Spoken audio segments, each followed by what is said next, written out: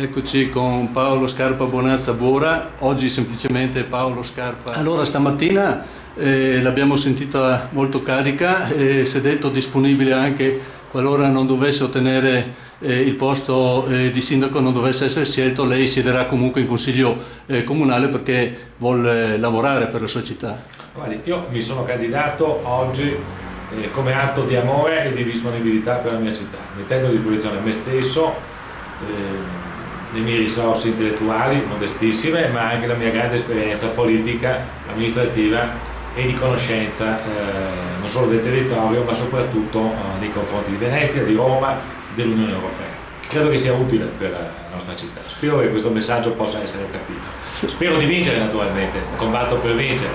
Nell'ipotesi che invece non dovessi vincere e quindi perdessi, perderei io e però non è che scappo, non scapperei assolutamente, continuerei ad essere a disposizione di Portogruaro, parteciperei ai lavori del Consiglio Comunale e cercherei di portare avanti le nostre proposte, ovviamente non da governo ma da opposizione, come è naturale. Nella vita si vince a volte e si perde. Questa volta io spero di vincere per cambiare questa città. Allora chiudiamo dicendo che lei ha usato più volte la parola cambiamento, il che ci fa fare un'associazione di idee col gruppo per cambiamento, uguale Pietro Rambuschi, che in questo momento vi vede non vicinissimi, con magari qualche incomprensione. Ci può chiarire un po' come stanno le cose? Guardi, il gruppo del cambiamento è un gruppo di amici che ho frequento e verso i quali ho grandissima stima e grandissimo affetto. Nei confronti di Pietro Rambuschi c'è stima, affetto e amicizia che durano da moltissimi anni, ci sono stati, ci sono oggi e ci saranno sicuramente anche domani, indipendentemente dalle scelte che farà.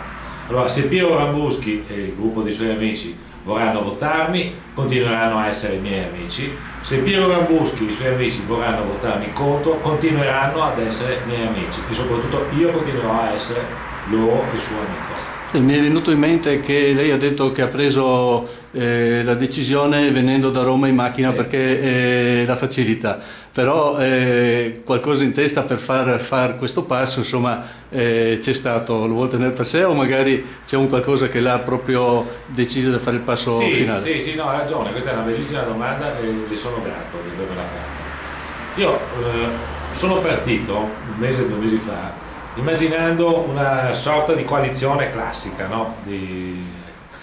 Sono arrivato poi alla conclusione che forse è meglio, anzi è sicuramente meglio, che io mi presenti con il mio simbolo, con la mia faccia bella o brutta, probabilmente brutta, mi rendo conto, però è quella che ho, e mi presenti a una sorta di primarie con i cittadini di Portogruaro, cioè con la mia proposta politica, con me stesso, con quello che sono, con le mie qualità, con i miei difetti, e poi i cittadini mi giudichino. Se vorranno che io vada al ballottaggio e vada avanti, lo vorranno. Se non lo vorranno, io non è che mi offendo. Naturalmente vorrei che mi mandassero avanti. Se non mi mandano avanti, resterò indietro, resterò nelle retrovie, ma lavorerò e combatterò per Portogruaro. Non scapperò mai via come hanno fatto altri in passato. Grazie a Paolo Scarpa. Grazie a lei.